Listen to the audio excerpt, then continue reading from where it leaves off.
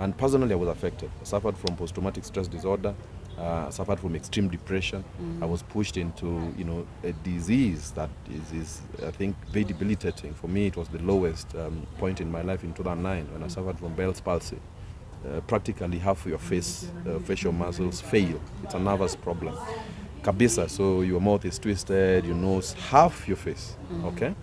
And that was the lowest point in my life. And then you still have perhaps people who don't understand what you're going through, or they just refuse to understand or ignore that this is some real problem that they need to work their brains up to start to understand and get to.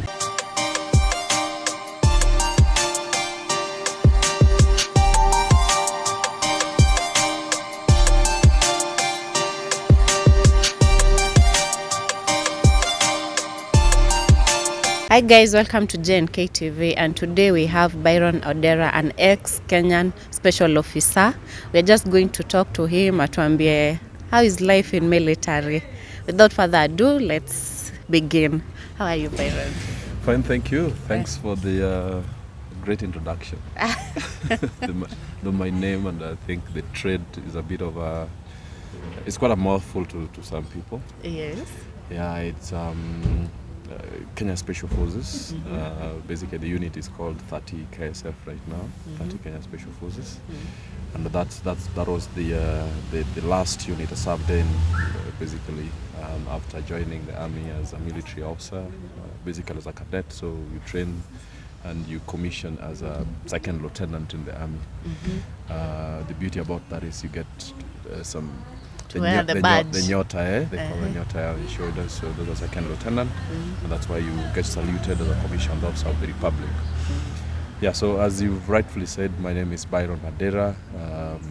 Served, humbled, and basically honored to have served within the Kenya Defense Forces as an officer in a very esteemed unit in the army.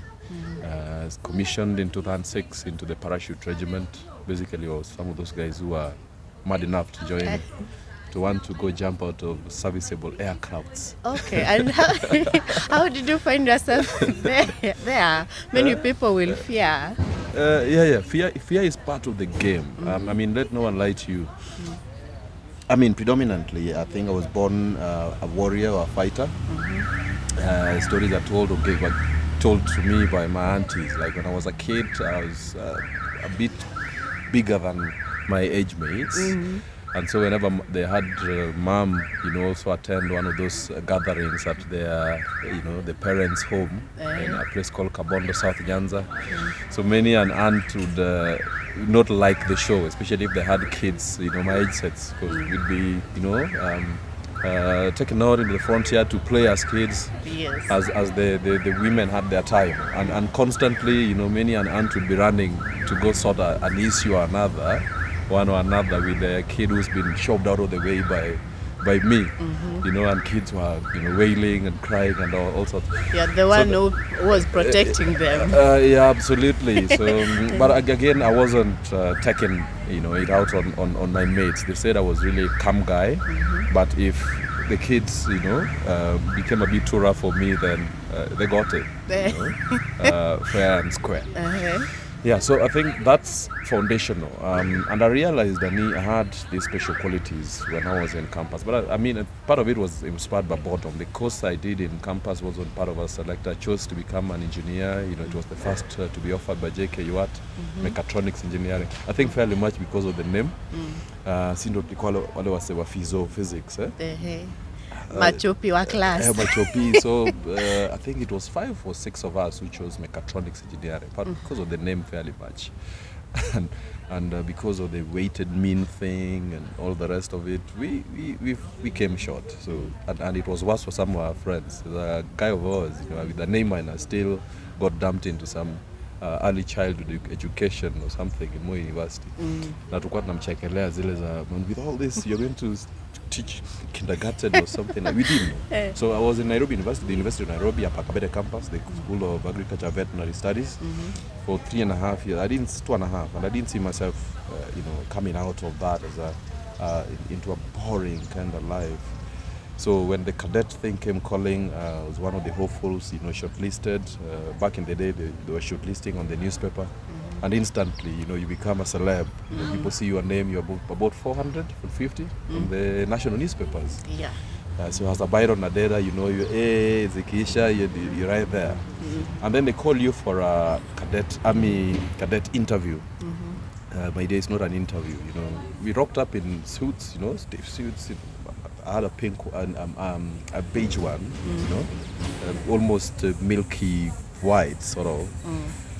Tulikimbia na hizo suti. Nyinyi mmevaa suti mnaenda mnadhani mnadhani ni ile interview, office, we are going to be the guys staying on top of the army guys to command them and send them to war by a stroke of the pen. Shock on us. So cadet training is absolutely, it's shockingly tough and very psychologically demanding. It's beyond mental, fitness, what mental fitness can sustain. It's well beyond that. So then that's basically what ushered me into the army professional army, basically life, and what has become foundational to what I also do in the external world today in pursuit of security and safety at different levels. Okay. And are you married? Do you have a kid? And how are they taking it since you are? Yeah, I think pretty much I'll talk about now. See, training in inaendelea, for back in the day we did 22 months in cadet college, maybe slightly more, because it was extended by I think a week or something in our case.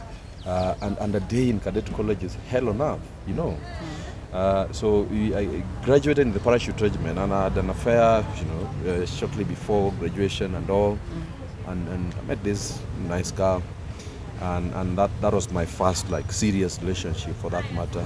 A son with her, mom named him, gave him his first name, Fidel, lovely boy. And as fate would have it, that's a relationship that was dodged with loads and loads of difficulties and craze and all, and for a reason or another, pushed me to the brink of nervous breakdown. I was really depressed at some point. So that's what I would count on my army life impacting hugely, because there's lots of absence from your family. That's going to be one of them. And life is uncertain. When you're married to the contemporary living, easy go, lucky go, what do you say? Happy go lucky life. Yes. You have fairly determinate kind of living. Unajua hazi ataenda kazi narudi jioni, hata kama amehepa weekend kidona expect. But in the army life, crazy. It's really crazy, and especially in some of the units we served in. The parachute regiment was the army's 911. If the army is dialing 911, it's calling you. So I remember when Mount Elgon was brewing up, the troubles in Mount Elgon. We were the first guys in. I was literally the first guy, and I remember calling my girl then to Nanyuki, because we flew from Nanyuki to Old Airport in Eldoret to conduct military operations in Mount Elgon. So definitely, there's the fears that come with the service. Let no one lie to you. There's the uncertainty. What if I died? What's going to become of my son or my family back in the day? So there's all those troubles. And of course, your family as well. So in my case, my mom, I love my mom so much. So I remember lying to my mother for the first time, because I didn't want to hurt her. So I told her, Mom, so unajua wale wazungu tuna training now. So by the way, how did your mom take it? It was the crazy. First time ulimwambia mimi nimeingia military sasa jeshi. Yeah, crazy. Because basically my auntie was the first person to know. There was a decent uncle that was serving in the army, so went, saw him visited him at Kenyatta, Kahawa barracks. Kasema vile msana ka, his faith is, these are the kind of materials we need in the army. And that was by the way, I wasn't quite convinced, because I knew the army is that place where there's, just people is really nearly, and it attracts people who don't perhaps have, the most extreme of brain power or capacity to perform. But, shock on me as well. Trust me, and I would say here that the army and even, the fighting forces is where we'd even demand the most advanced of brain power resident on human beings, and there's people like us there. and we got in, and it was a marriage for me. Soldiering and is my business. I love soldiering with all my heart. I'm a born warrior, and I feel, even in the medieval days, the days of the Bible, you had the armies going out, and even the president, the kings back in the day rose from the ranks of being commanders of the nations, because it was nations after, against nations in terms of conquest and wars. And that's what the Bible is actually talking about. The King Davids, or they were the people that led the Moseses of the world. The people who led their people even when they're leaving, say, Egypt to Israel, right? And so in one way or another, there were the nobilities in the society. So that's where you needed men of extreme character, extreme courage, fortitude in the face of extreme dangers that were, affecting their societies then and even today. And so you need people who have the brain capacity and the right sense of judgment to stand on top of such organizations that are in charge of, protecting lives, and at a serious level where you're thinking the very primary mission of the army is to protect the nations or the armies against external aggression. And that's where you're thinking the most serious of threats. So again, like in my mom's case, I remember back in the day as kids, we'd watch guys in shows, and one of the most spectacular, I think you love this as well, is where you have the skydivers or the paratroopers, jump in. Yes. And that's pretty much the life of the national, you saw the other day in Madaraka Day, it was our guys, and for sure my heart also went out to the team. People are thinking it's not easy business.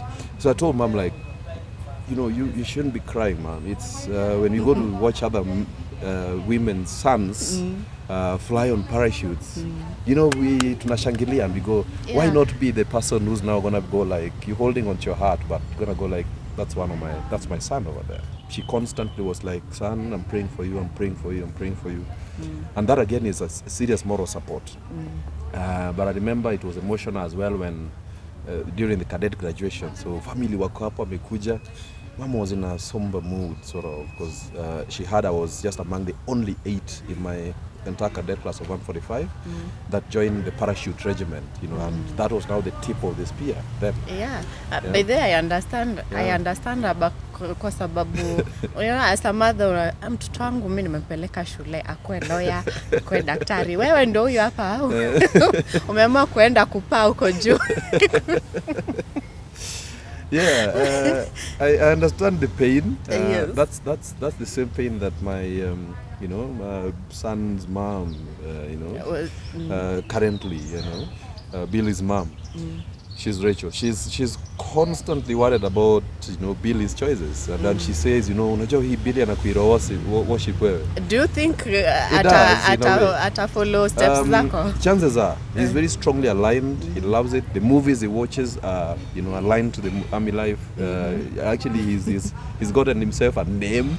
What is the name? Jason Hayes is one of the characters in Navy, in SEAL team. Yes. Yeah.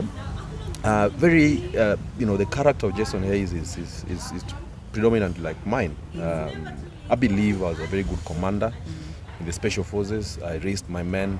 And the function of leadership, and this is not just the special forces or just army leadership in the army. For me, I'd say it's every leader has got to realize that the function of leadership is the successes, being very interested in the successes of those under you for leadership. Yeah? Not push them down, not dim their star, not want to blow away the lights on their candles or things like that. That's rather stupid and very narrow-minded if you're that leader. So the function of leadership is to be very interested, and that's what I did constantly. And look out for the little bit of signs here and there that are emanating from your people that you're leading. For stress, let's say, because I would say stress here, and because of mental, I'm a great champion of mental, health awareness, because that's what impacts combatants, and maybe let me say narrow it down to the army much more. They are what you call high stress jobs. Army is one of them. Maybe udaktari, polisi, najua. Walimu maybe to some extent, because they're dealing with different characters. So these are people that you should look out for. So if someone comes and they just gloomy someday, don't be the guy who goes and very quickly goes like, oh, akona attitude. You know, oh, akona discipline cases or something like that. Sometimes those things are beyond you.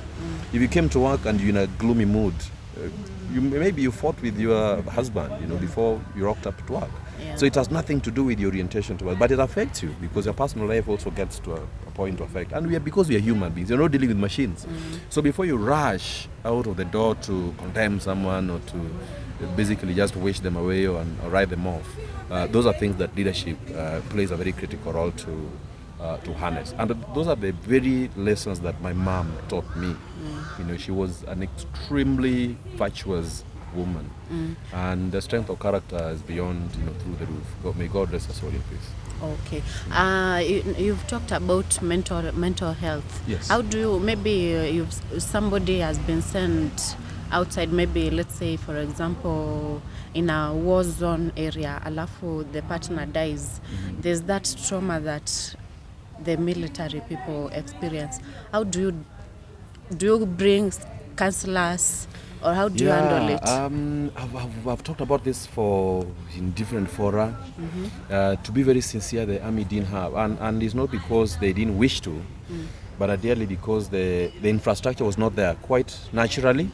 Because you know, it's like growth. Any growth process, you get to combat different things. As a seed, you experience different kind of stuff. As a seed, put it in the soil to grow, sprout. Different challenges, different environments. It sprouts and the leaves start to get out here and absorb sunlight through the process the scientists call photosynthesis. You're dealing with different things to now provide food for, you know, the whole plant to some extent, and there's all those dynamics. Same as now the army, or same as even contemporary life. Now the army going to war, and Kenya, you know, got itself into that active war, you know, say much later, not very exposed as much. Yes, there was wars since the beginning, but the army participated in what you call counterinsurgency wars, you know, back in. So for us, again, the new threat, terrorism, just came out the other day. So from 2011, you could say 2010, 2011, that's when we went out of the country to do business across the borders in Somalia. I was involved. I was involved in Mount Elgon. I was involved in the post-election violence. And those things don't leave you the same. Yeah? Your mental wiring, the chemical composition of your brains would change irreversibly. Trust me, even the training itself to become an army guy, they say the basic military training is to transform you from a raw civilian into a military or into a soldier, to a military officer or military practitioner. It changes you, never leaves you the same. So that's why tukirudi huku, unasikia watu wanasema mnadungwangwa na nini? Ama unapewa dawa gani ndio mna. But because you change, your friends don't see you the same. So it leaves you. Now go into places and environments that expose you more. Now you talk about stress, you know, trauma. Like you see too much death, you see people that their bodies are in, you know, minced meat. They eat like human being, then the next it's something else. Changes you. You play tough, but you bottle it up. Okay? You play tough and all, but you bottle it up. So it blows out at some point in time. So we didn't have that kind of infrastructure to match those kind of scenarios as we started getting exposed. Personally, I didn't get any, say, psychological help. You know, a commonly, you know, infrastructured kind of, you know, help. I didn't. And I know for certain there's quite a few friends that got out of the army or left the system or had moved from the system because medical grounds, you know, and and a friend of mine sadly set himself on fire and died. You know, this happened much later. Now after he was, he left the system on medical grounds. Yeah, so those things happen. So psychosocial support is very important, you know, and counseling. And right now there's that infrastructure is being developed to help, you know, men and women in combat or in uniform. And it's not just the army, even the police, you know, our brothers and sisters in the National Police Service.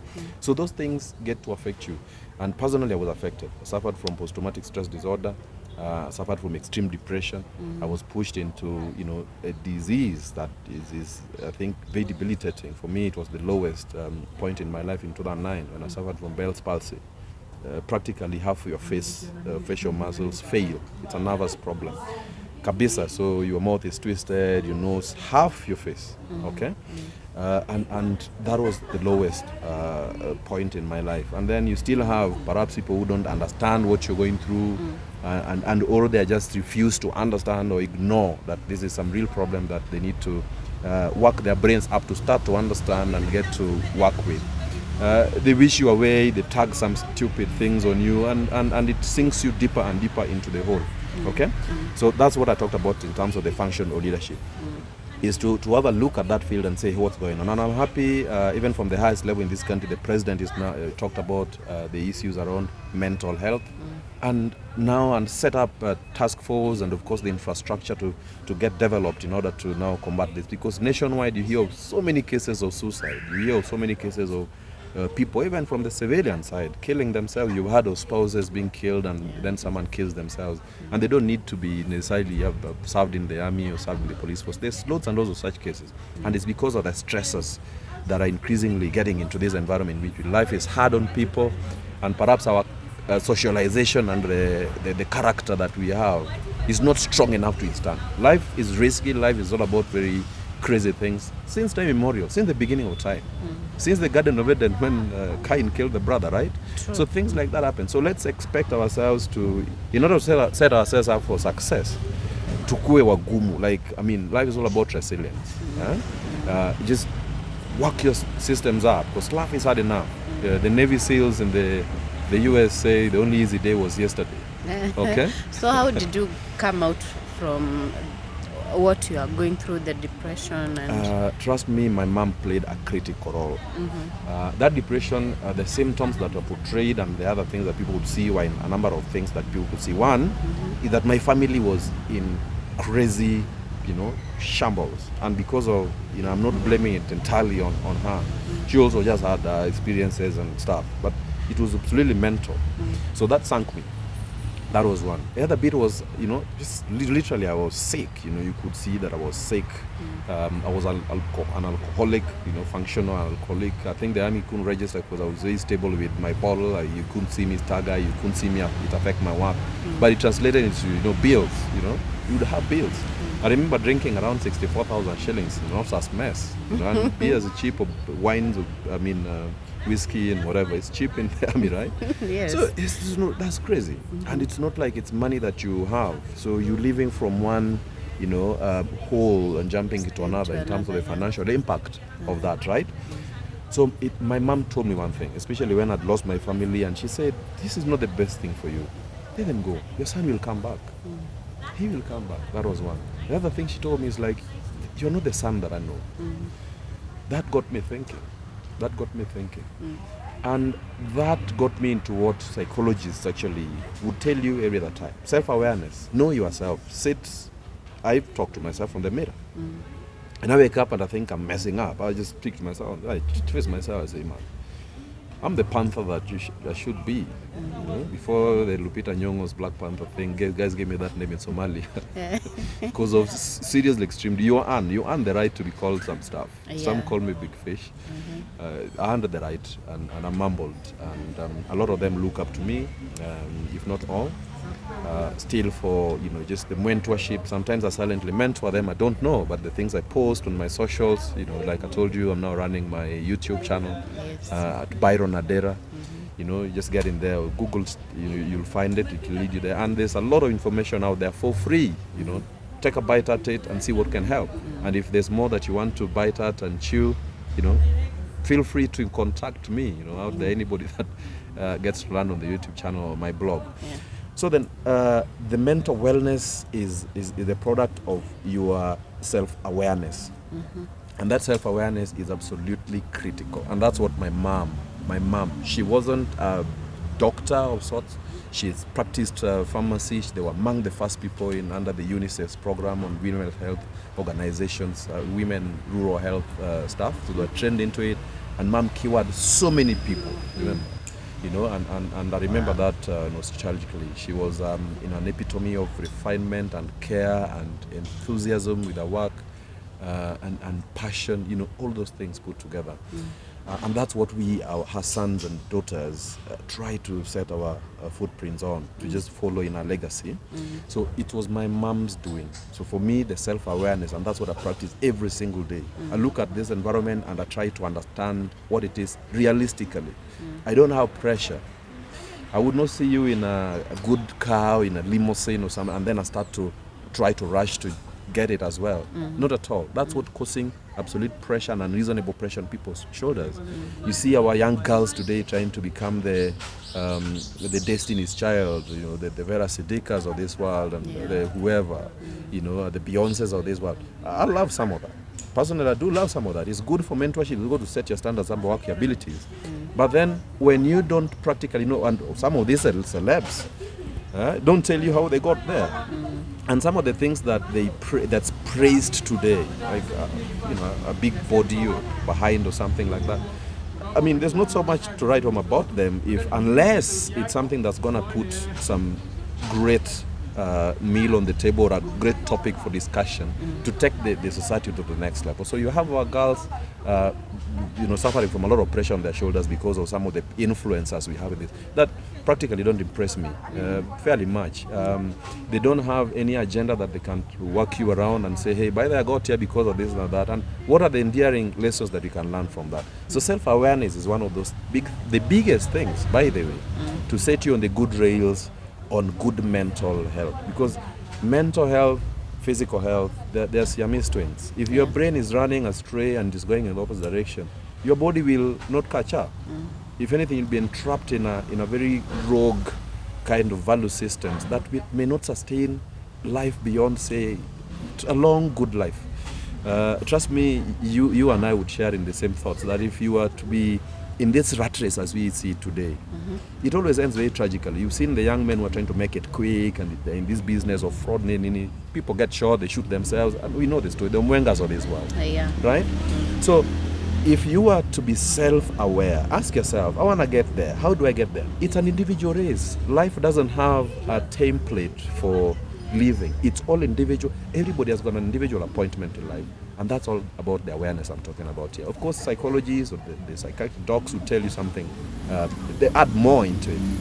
But primarily and foundational to this is self-awareness. And that's what I preach every day. That's what I look at myself in the mirror. That's what I tell my son. That's what I tell my friends constantly. That's how I jump into conversations in social media, in WhatsApp groups and I say, hey guys, you're praising this because you think it's as simple as that. There's some songs that are just basically come up, the Atupangingwi kind of crap. And someone has transformed that into a political slogan. Yes. But then you see what's happening. There's a guy, I saw a clip of some guy who's basically rolling in mud, some levy sort of, and he's still talking about Atupangingwi kind of stuff. And that's basically gross disobedience to the way the society wants you to, in a translation, wants you to behave or to be.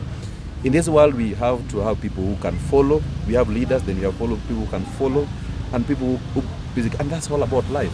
We don't all have to be leaders and be disobedient to structures that are put in place for life to go on in a nice way. Okay, I've had to follow you here, and you requested, and we are here. We are following the command, and maybe it's silent of the photographer or the videographer, right? Yes. And that's obedience to things that, if we were to be disobedient to Pangingwi, like we are to turn our backs on the cameras, this may not be a good episode to run if our backs on the camera because we don't want to do that. True. So self-awareness, I'd say, is a big thing. So my mom, and thank God for my mom, very lovely, great woman in my life. God continue to rest her soul in peace. Picked me from the doldrums and got me to where I am, and to the biggest thing, and that was foundational to my getting out of the drama and the craze, was just that self-awareness. You're a big advocate for mental health awareness. Yes. Do you think the government is doing much, and what can someone do to avoid being depressed or the bipolar things? A lot of people have bipolar. Some know, some even don't know. True. I mean, it all starts from that self-awareness thing. For me, again, it starts from that. And awareness, self-awareness, then you have a communal awareness, we can coalesce. As they say, charity begins from home. The smallest unit of a functional community is a person, an individual person. Okay? Individual responsibility is absolutely critical. And I would digress a little bit. When the president stands on a podium and he says, by the way, security starts with you. People thought, oh, the government has just given up on us. They don't care about security. There's true. runaway insecurity and the Al-Shabaab are killing us, and what's going on? What's the president doing to address this? And I would say the president was really right. You cannot go into a lion's den right now, completely unarmed, and not believe that you're going to get attacked and eaten up by the lion. Yeah? And then blame it, maybe if you survive, come and blame it on the government not taking care of you, or the president for not having the right systems in place to take care of you. You are not going to be the guy who goes in binge drinking, and then you given what's common now, mchele. You're mchelwed, and all your savings is stolen and stuff. It's you exposing yourself. So security starts from there, and it's all about awareness. And the information is out there. Trust me. And with that awareness comes responsibility. Yeah? Back in the day, we didn't have these many scenarios of people committing suicide or giving up on themselves that fast. People endured. People suffered. The stories that are told to us by our parents as to how they grew up. They didn't have bicycles, they didn't even have cars as we do have now. They walked long distances. They didn't give up on themselves. That was true. Actually, read the stories in the Bible. Crazy violence. I mean, if you were alive then, you'd have given up. Or the kind of weak society we see today, the totondazis and the Cerelac babies we have today, you'd have died. Perhaps just by living in that kind of harsh environment, not going on to fight the Palestinians as an Israel or whatever, yeah? As the Bible. So there was a demonstration of resilience. And you see our counterparts. Let me elevate their life to a little bit. The animals, you go to the parks, they're out there, rained on all weather, right? The birds, and the Bible talks about the birds not, live like the birds. They know, they trust they'll have food tomorrow. That's their in the fullness of time. But because they work themselves out, they work out to go out there to get it, to earn it, they fly long distances. We don't have that now. We want it here and now and easy, and it's deals after deals after deals. So then, back to the question. In terms of mental awareness, it should start right there. That can we cultivate a culture of resilience, self-awareness, and sense of responsibility, and duty of care. So that if I also see that something is troubling with you and is something that I can fix, can we look out for each other? Being a brother's keeper and say, hey, something is wrong. Not when you meet out there in funerals or wherever and it's all chit chat or gossip like, hey, unaona vile kitu anakaa anakuja ni kama amekuwa mlevi sana. And it's just in terms of a gossip. And no one raises the occasion and says, hey, can we talk to her and fix it? No one says, umesengenywa hapo, imeishia hapo. Then 2 weeks down the line, oh, she died. Oh, she died. But alikuwa mlevi sana. Huyo ni kama angekufa tu. So we have normalized lack of responsibility. We have normalized ujinga. We have normalized, this ushenzi, as Twoli says, in this country. And those are things that we should not normalize. It should not rationalize and then neutralize, because that's what's happened. We have deals, and people join, work or employment, and the study was done. So 80% of people who join employment to steal. So our warped value system is one misgiving. The government may have an infrastructure, and I'm happy it's being developed. I cited the example that the president has publicly come out and said, hey, this is going to be a serious pandemic. Because if you have a country of mad people, if you have a country of people who are mentally deranged, you don't have a country. Yeah, true. You could count them as 50 million, but their productivity is as good as 10 million or less. Are we going to have a country? Are we going to have a functional economy? Are we going to have people who are parents to mentor? Because the government is not going to be with you to teach you how to mentor your kids. You'll procreate, you'll have your kids. The government doesn't stop you from doing that.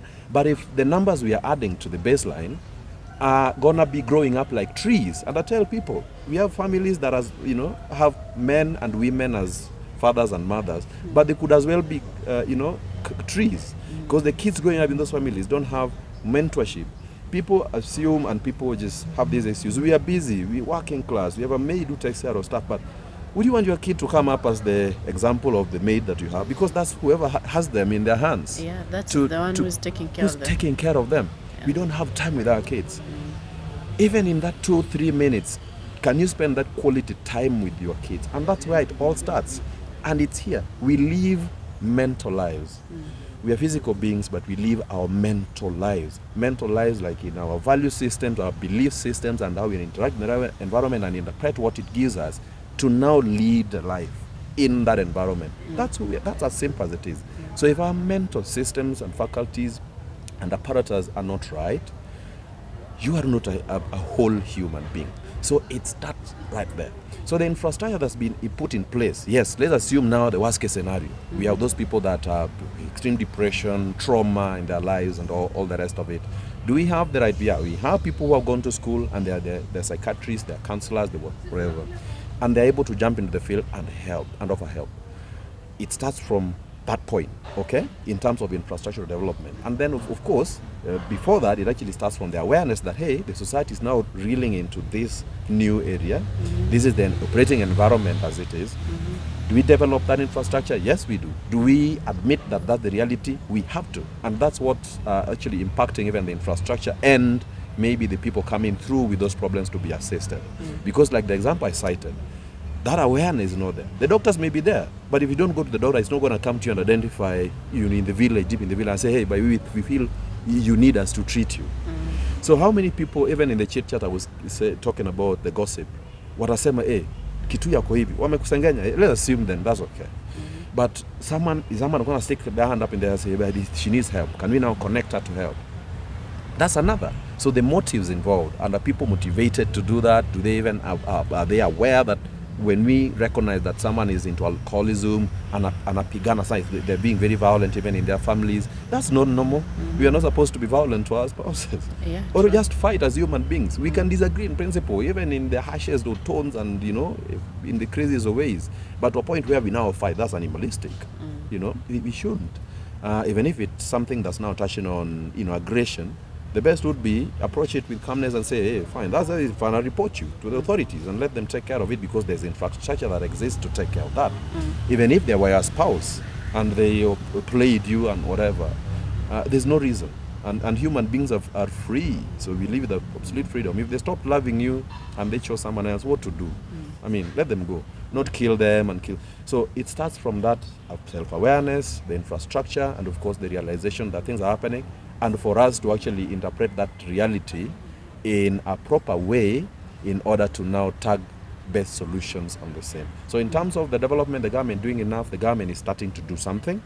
Hopefully it's not enough, but it should be done and all of us should be involved in helping the system. You don't just go become reckless as well, let's say, give that example, play, with knives and whatever in the hope that, yes, doctors exist so they'll save my life. Do you do that? You don't. You don't run into the jungle or into a national park and like the example I gave of walk into a lion's den completely unarmed and naked and hope that the lion's just gonna welcome you and possibly play with you and set you off for some good dinner. They'll eat you up. So you don't do that just because the government has said, hey, we recognize this is a problem, we are doing something, so let's, and they're predisposes. Perhaps recklessness in the way you live, you get yourself into alcoholism, into friends, you don't have a good financial plan, so you end up losing, and that will disturb you.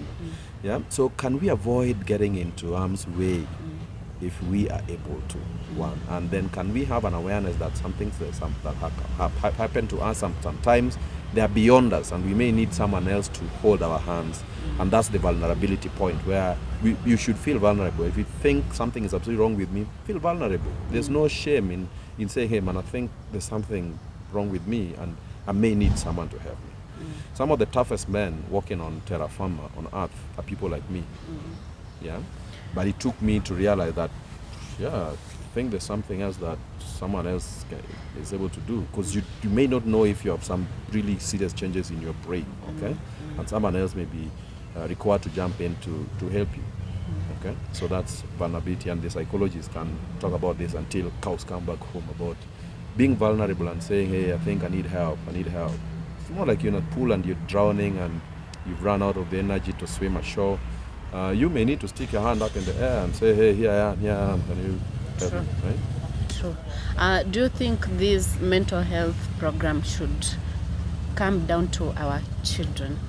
Should it even be introduced to schools? Because we've seen in news that there's a child killed himself or herself. Yes. Absolutely. Look, learning never stops and learning doesn't have a start or end point. They say learning never stops, right? But to me, I would add that learning never starts, doesn't literally have a start or end point. Learning starts from the point of, I think, even conception.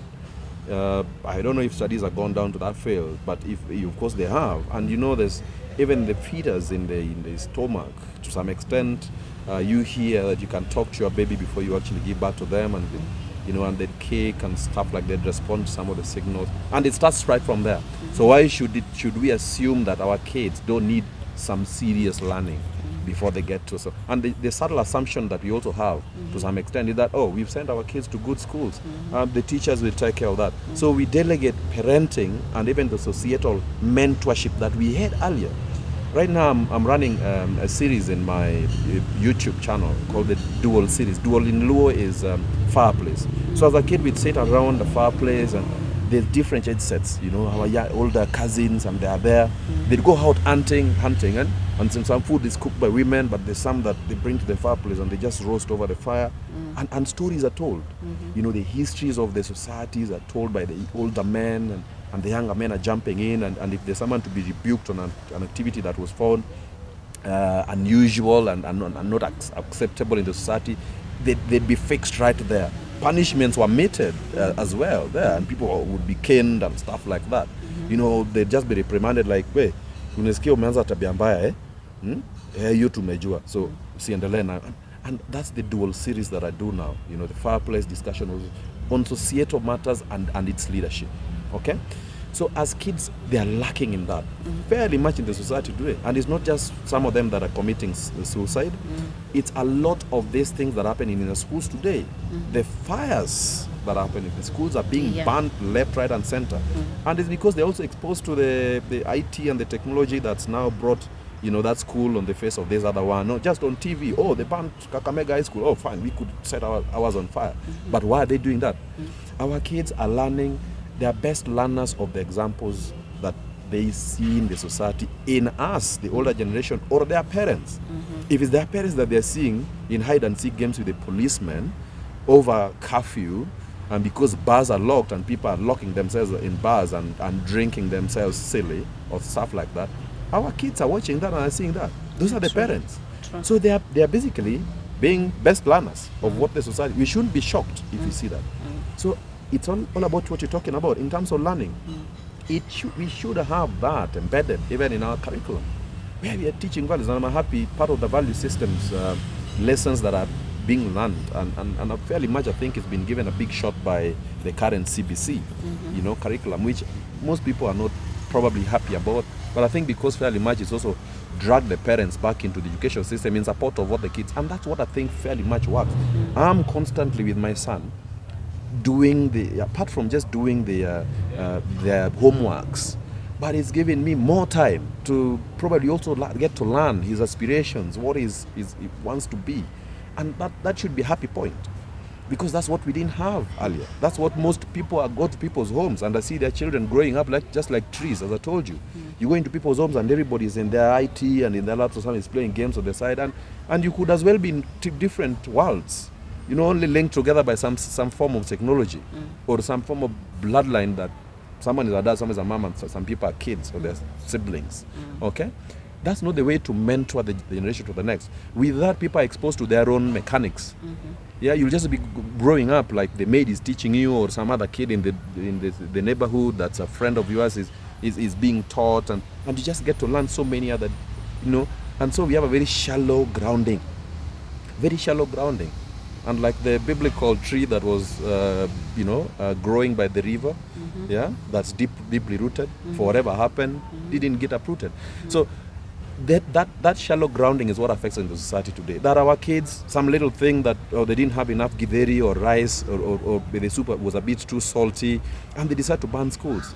You don't burn down your house because you put a bit too much salt in your food, do you? Those are very flimsy reasons to actually act with such kind of vengeance or irrational, action at the end of the day as a reaction to whatever is happening in the society or the things around you.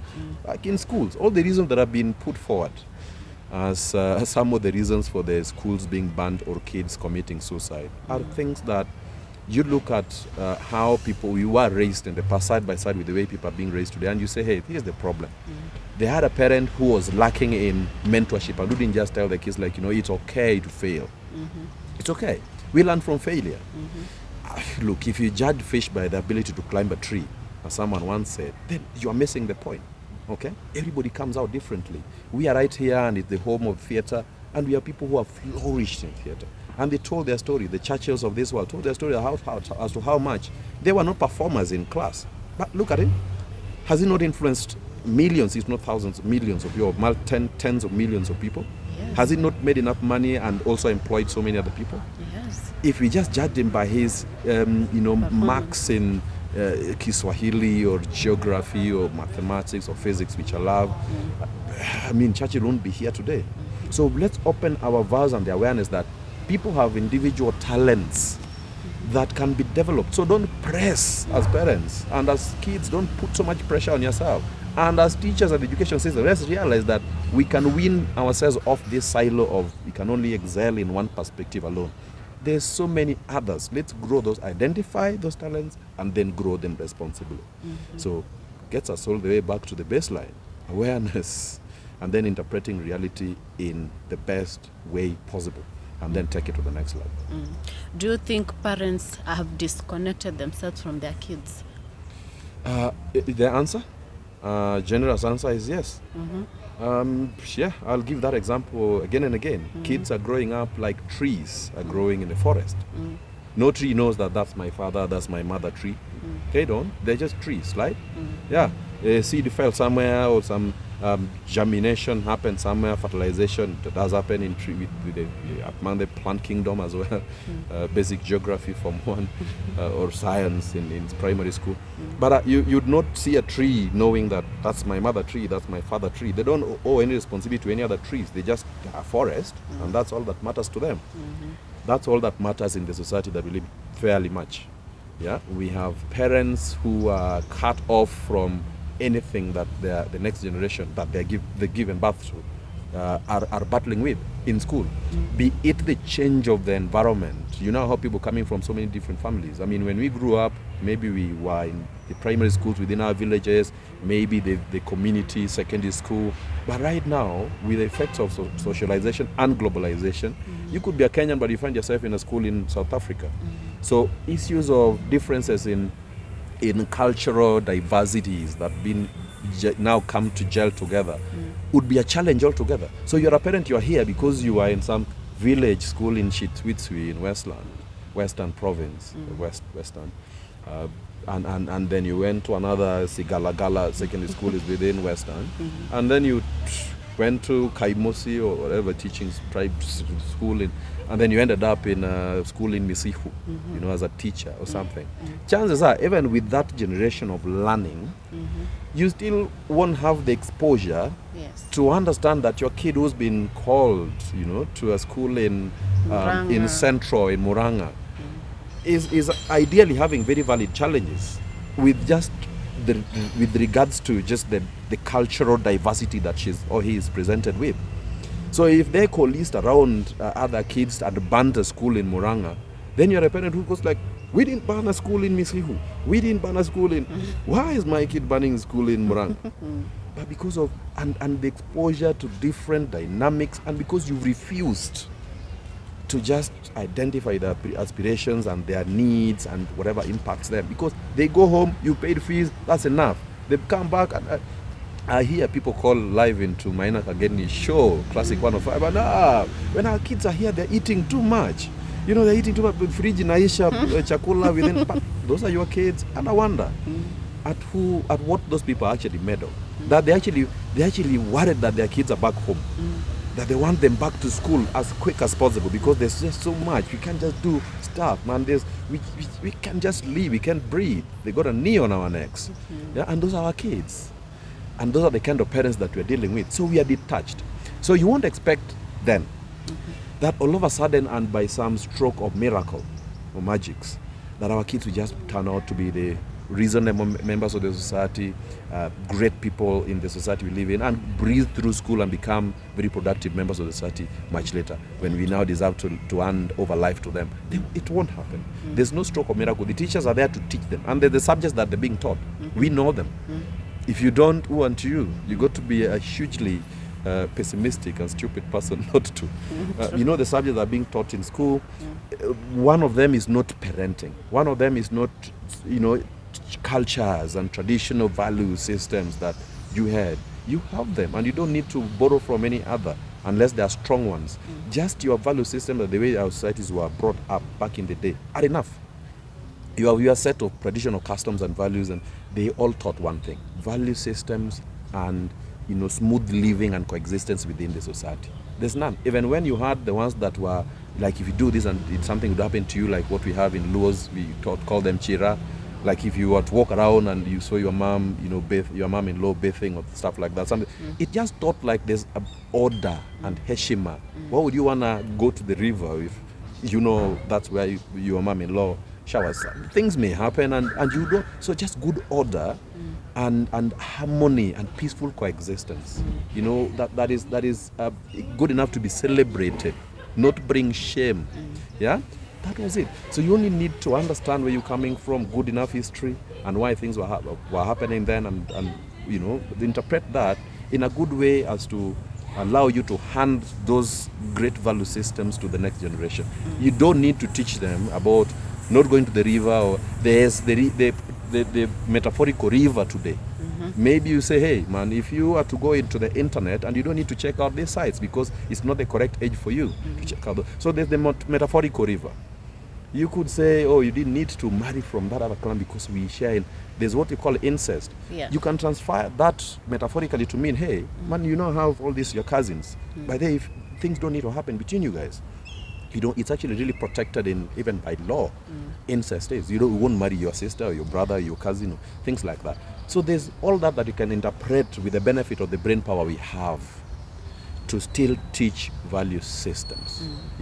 A strength of character, good morals that are the true insurance for living well for the benefit of this generation and the next. Thank you very much, Byron. That was so deep. Thank you. And I really appreciate, at least we've talked so much about mental health, and it is something that is deep in this country. Absolutely. Yes. That is my hope, that people get to learn. And Yeah. as you say, learning never stops. Yeah. I'm more than happy to keep sharing. And you know, an open soul. You know, you come here, you get away with something. And as I said in one of the Robin Sharma's books, the monk who sold his Ferrari, a giver of a rose flower always remains with a little bit of the rose, good The scent, smell. and the smell in their Yes. palm. So I'm happy to share as much, and with that you also get to gain. Yeah. So thank you so much for your time, and I really appreciate as well. Thank you very much for the opportunity that you've given us. At least that mimi pia nimetoka na something very interesting Asante about sana. mental health. Thank you so Things much. that I didn't understand myself. Asante. Yeah, that's it for today. I've been your host, Judy Kitui. Please like, share, and subscribe to J.N.K TV. Byron, you also have your YouTube channel. Yes, I do. Please It's at Byron Adera. It's all that mountain of knowledge. It's so big you can't break it. You know, Mount Sinai. Yeah, Of knowledge. So at Byron Adera, all my socials, you know, be it YouTube, we have a blog as well. Facebook, Adera B Panther. Yeah, Adera B Panther. So for Black Panther, the name that those guys gave me in Somalia. Yes. And yeah, that's about it. So again, as you said, you know, subscribe, share, comment, so that we take this conversation to the next level. Yes, we should do it again and again. Asante. Thank you very much. Thank you. Like, share, and subscribe. Like, share. Thank you.